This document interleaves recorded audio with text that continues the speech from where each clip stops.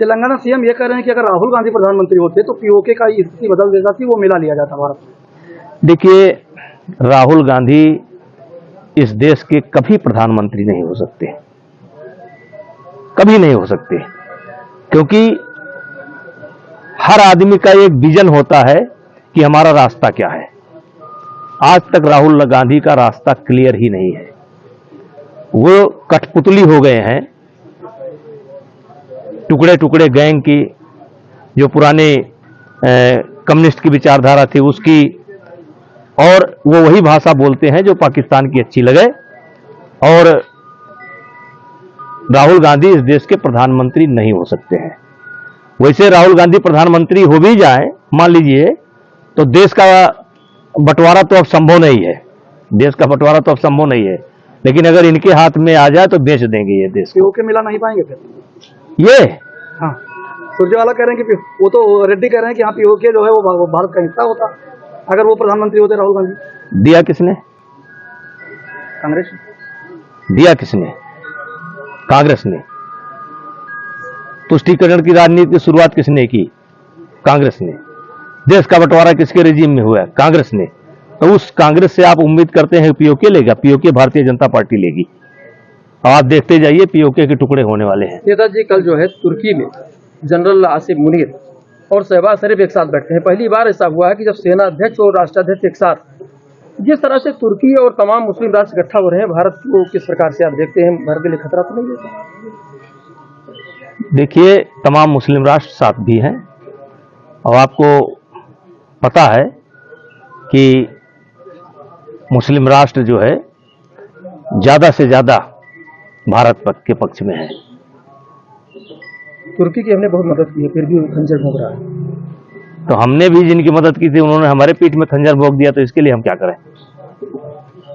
हमने भी किसी की मदद की थी, व्यक्तिगत रूप से बहुत मदद की थी, घर पर खाना पीना खिलाते थे, बड़ा इंतजाम किया, पीठ में छुरा भोग दिया, तो हम क्या करें? अरे हो गया यार। उनका बयान आया है, क्या कहेंगे? देखिए, जो सीडीएस का बयान है वो एक प्रक्रिया के बारे में है कि वो प्रक्रिया हमारी स्लो चल रही है, और चूंकि इनका माइंड कांग्रेसियों का पहले से ही देश के खिलाफ है, और इसलिए ऐसा बयान ये देते हैं। और मैंने पहले भी कहा था कि इनके बयान से सबसे ज्यादा खुशी की लहर पाकिस्तान में दौड़ती है।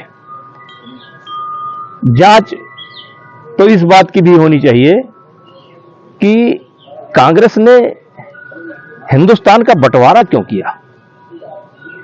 क्या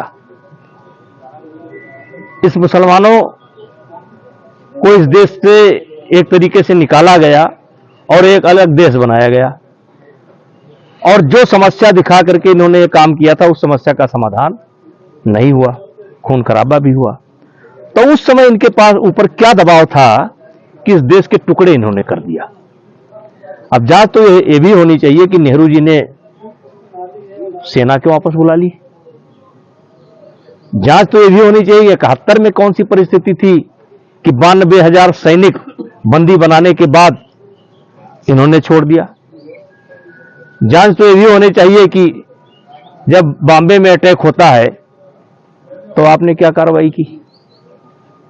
देखिए, ये ऑपरेशन सिंदूर एक सफल ऑपरेशन था, और अगर कोई ये माने कि युद्ध होगा तो नुकसान नहीं होगा, युद्ध होगा तो नुकसान होगा, और दोनों पक्ष का होगा, लेकिन यह भी सत्य है कि कोई जनहानि इस युद्ध में हमारी नहीं हुई है। भारत की तुलना में कम से कम 10 और 90 का अंतर है, जितना बड़ा नुकसान पाकिस्तान का हुआ है।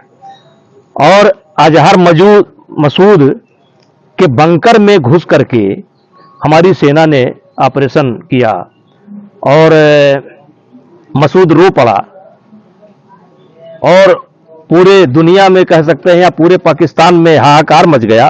तो वो चीज उनको नहीं दिखलाई पड़ रही है, इनको केवल अपनी कमी दिखलाई पड़ रही है। और ये कमी क्यों देखना चाहते हैं? क्या ये पाकिस्तान को खुश करना चाहते हैं? आप देखिए, इनके बयान, जो भी बयान आते हैं, वो भारत को कमजोर करने वाले भारत कमजोर है ऐसा दिखाने का बयान आता है। पाकिस्तान का क्या नुकसान हुआ यह बयान ही क्यों नहीं देते? हमारा नुकसान हो गया, जहाज गिर गया, तो क्या युद्ध होगा तो जहाज नहीं गिरेगा? लेकिन उस जहाज से हमारी जनहानि कितनी हुई, और जिस राफेल की या जिसकी ये बात करते हैं, अगर ना होता तो क्या होता? इतने मिसाइल अटैक उन्होंने किए, सब हमारे देश ने, हमारी सेना ने विफल किया। अगर किसी शहर में गिर गया होता तो क्या होता?